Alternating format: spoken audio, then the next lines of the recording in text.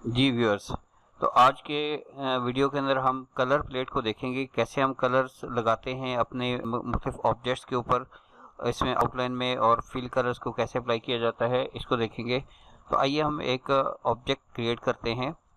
इस ऑब्जेक्ट हम सबसे पहले फिल कलर करते हैं। तो फिल के लिए हम इस कलर प्लेट में जिस कलर के ऊपर भी माउस से लेफ़्ट क्लिक करेंगे तो वो कलर अप्लाई हो जाएगा उसके ऊपर।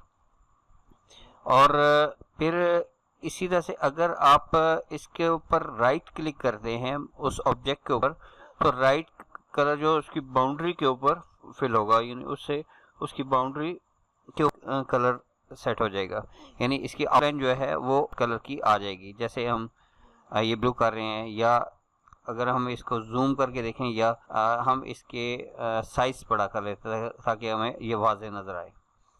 अब हम इसके ऊपर येलो कलर करते हैं, तो अब देखिए इसकी बाउंड्री येलो हो गई या ब्लू हो गई, जो भी हम करना चाहें वो इसकी आउटलाइन कलर की हो जाएगी। और इसी तरह से आप भी चेंज कर सकते हैं। ये बेसिक हमने कलर देख लिया कि कैसे किसी भी ऑब्जेक्ट के ऊपर हम कलर अप्लाई कर सकते हैं। यहाँ से ये जो इस जगह से हम जो आउटलाइन है उसके साइजेस, पेन का साइज़, इसको हम चेंज कर सकते हैं, या उसकी जो आउटलाइन का कितनी मोटी होनी चाहिए और कितने पॉइंट्स तक की होनी चाहिए, हम इसको यहाँ से चेंज कर सकते हैं। और अब हम बात करेंगे आज क्रॉप टूल की। क्रॉप टूल एक ऐसा है कि बाज़ औक़ात हमें कुछ चीज़ों को काटना पड़ता है, उसके साइज़ को छोटा करना पड़ जाता है, तो इसको हम क्रॉप कर सकते हैं। जितना एरिया को हम सिलेक्ट किया होगा और उसके बाद इसको हम डबल क्लिक करेंगे तो उतना एरिया क्रॉप हो जाएगा। तो हम देखते हैं क्रॉप टूल कैसे काम करता है। किसी भी ऑब्जेक्ट को जब हम सिलेक्ट करके या उसके ऊपर कोई भी एरिया सिलेक्ट करते हैं, और उसके बाद अब ये इसके एक बाउंड्री बन गई है जिसमें ये डॉट्स वगैरह नज़र आ रहे हैं। इन डॉट्स की मदद से अगर आप इसको क्रॉप के एरिया को छोटा बड़ा करना चाहें तो वो कर सकते हैं। जैसे ये हमें चाहिए कि ये इतना होना चाहिए क्रॉप, या इतना एरिया हमने क्रॉप करना है, तो इतना ये इसको आपने सेलेक्ट किया और उसके बाद ये क्रॉप एरिया पे आप डबल क्लिक करेंगे तो वो सिर्फ जो उसके अंदर का एरिया था वो रह गया, बाकी सारा उसके बाहर जितना भी एक्स्ट्रा वो सारा इसमें ख़त्म हो गया।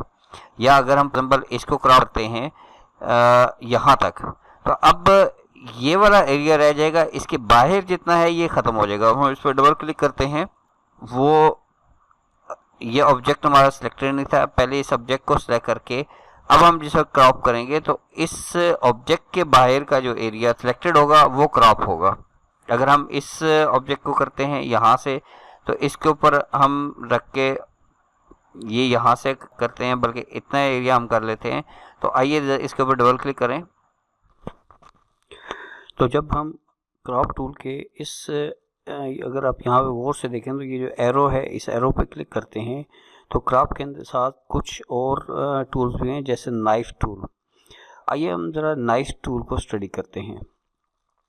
आप किसी भी ऑब्जेक्ट को जब कट करना चाहें, अगर आप उस ऑब्जेक्ट पे क्लिक करेंगे एक जगह पे, और उसके बाद आप उसको दूसरे पॉइंट पे क्लिक किया, फिर इसी पॉइंट पे अगेन क्लिक करके यहाँ पे हमने क्लिक किया, तो ये इसका एरिया बन गया जिसको हमने कट करना है।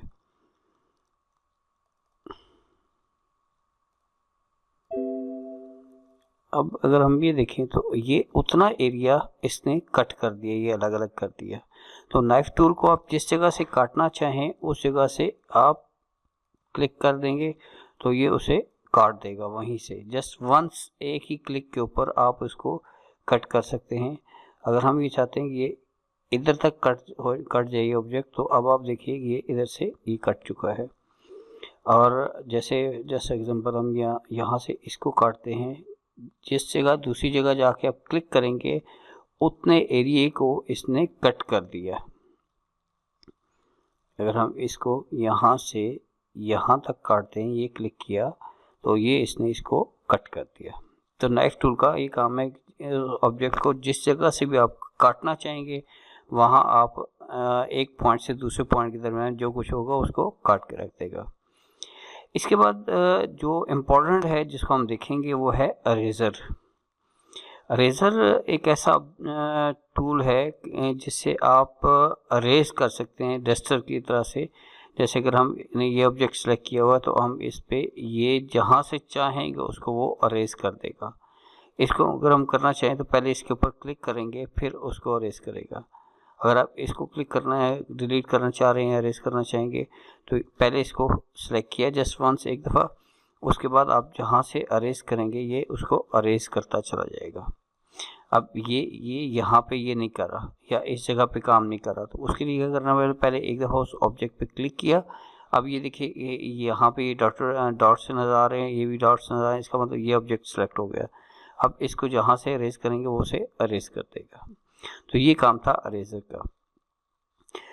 इसके साथ वर्चुअल सेगमेंट डिलीट, इसको अगर आप क्लिक करते हैं तो जिस ऑब्जेक्ट के ऊपर आप क्लिक करेंगे उस ऑब्जेक्ट को ये डिलीट कर देगा। ये देखिए, इसको पहले सेलेक्ट किया फिर उसको वो करता है। अब ये नहीं कर रहा इसको, तो हम इसका ये जो फ्रेम बनाएंगे इसको सिलेक्ट करेंगे। जितना एरिया सिलेक्ट होगा या जो ऑब्जेक्ट उस सिलेक्शन की रेंज में आएगा उसको डिलीट कर देगा वो। ये देखिए ऐसे। तो अब हम देखते हैं जूम टूल को। जूम के ऊपर जब आपने क्लिक किया तो यहाँ पे ये वाला जो आइकन है, ये बटन, ये वाला जो बटन है ये जूम इन का है, और इसके लिए जो शॉर्टकट की है F2 है। इसी तरह से ये जूम आउट का बटन है और इसकी शॉर्टकट की F3 है। जब आप किसी भी ऑब्जेक्ट के ऊपर क्लिक करते हैं, जहाँ पे क्लिक करेंगे वो उधर से वो शो बड़ा करना शुरू कर देगा जूम इन के अंदर।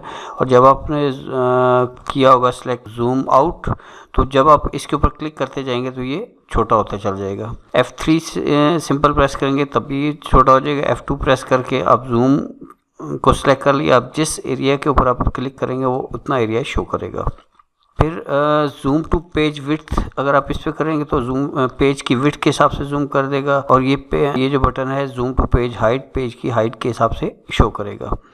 और जूम टू पेज करेगा, इस पे करेंगे तो पेज को जूम करेगा। और ये जूम टू ऑल ऑब्जेक्ट्स है। अगर फॉर आपका ये ऑब्जेक्ट सिलेक्टेड है या ये शो कर रहा है, अगर आपने इस पे क्लिक किया जूम टू ऑल ऑब्जेक्ट्स तो या F4, तो सारे ऑब्जेक्ट्स जितने सिलेक्ट वहाँ पे मौजूद होंगे वो ऑब्जेक्ट्स शो करेगा जी।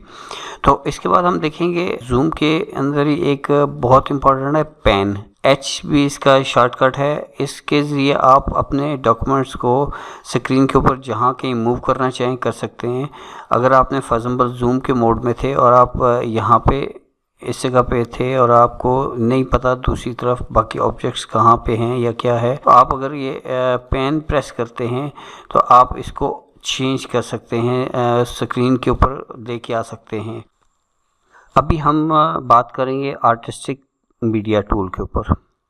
प्रीसेट के अंदर ये मुख्तलिफ शेप्स बनाई हैं। इनमें से कोई भी शेप अगर आप अपने डॉक्यूमेंट के अंदर यूज़ करना चाहें आप यूज़ कर सकते हैं। फॉर एग्जाम्पल ये शेप है तो ये डॉक्यूमेंट आपके इस तरह का बनेगा। या अगर आप चाहते हैं नहीं इस तरह की शेप चाहिए तो ये ऐसे बने, जैसे स्टार्ट होगा और एंडिंग पॉइंट आपको इस तरह से बन जाएगा।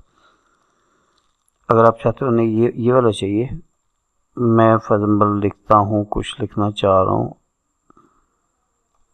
तो आप इस तरह से ये बना सकते हैं शेप्स को।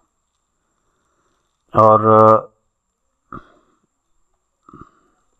जैसी शेप चाहें आप ड्रॉ कर सकते हैं। इसके बाद ब्रश टूल है। ब्रश टूल को भी देख लेते हैं हम। इसी के अंदर इसी आर्टिस्टिक में ब्रश टूल को हम देखते हैं।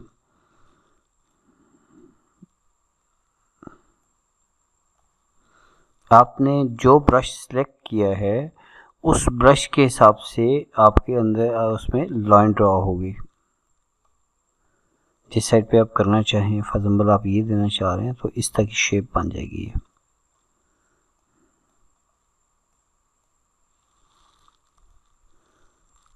ऐसे अगर आप ये बनाना चाहें तो ये बन जाएगी। आप चाहते हो इस तरह की लाइन ड्रॉ हो या आप इस तरह की लाइन ड्रॉ करना चाह रहे हैं बाज़ औक़ात में ये फुट्स के निशान बनाने पड़ते हैं। ये हो गया, या आप डॉटेड लाइन देना चाह रहे हैं।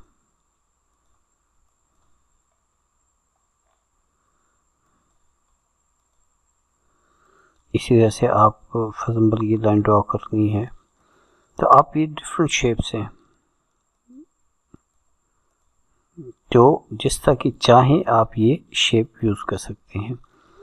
और अगर आप चाहें तो अपनी मर्ज़ी से अगर आप बनाना चाहें तो वो भी आप इसके अंदर बना सकते हैं, लेकिन उसको हम आज नहीं देखेंगे क्योंकि उसके लिए हमें कोई भी शेप बनाने के लिए तो कुछ चीज़ें आज चूँकि अभी हम बुनियादी काम देख रहे हैं, नेक्स्ट किसी ट्रेनिंग सेशन में हम इसके शेप्स बनाना भी सीखेंगे।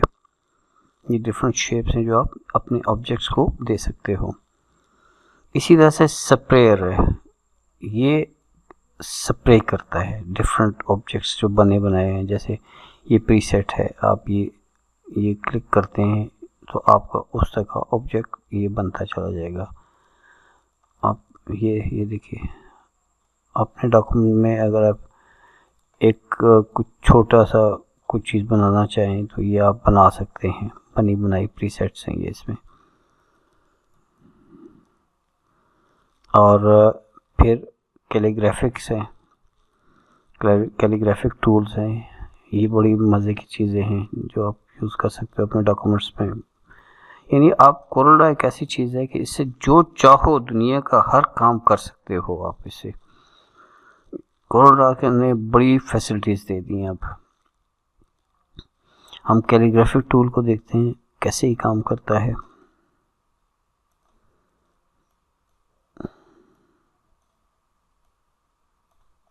आप ये देखिए कि ये आप फॉर एग्जाम्पल आप लिखाई करना चाह रहे हैं,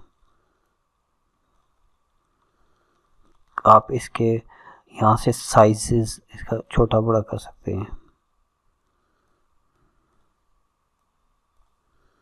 इसके एंगल को चेंज कर सकते हैं।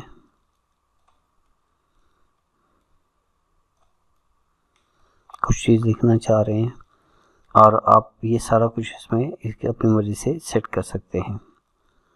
फिर ये प्रेशर पॉइंट्स हैं, आपका डिफरेंट प्रेशर्स आप यूज़ कर सकते हैं इसमें।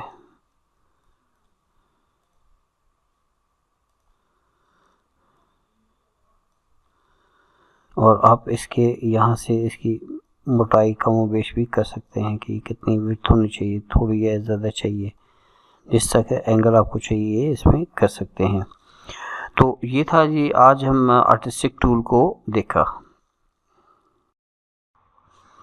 और अच्छी वीडियोस देखने के लिए आप हमारे चैनल को सब्सक्राइब कीजिए, नीचे के रेड बटन पर क्लिक कीजिए और हमारे चैनल को लाइक और शेयर कीजिए ताकि हम आपके लिए और अच्छी वीडियोस लेके आ सकें।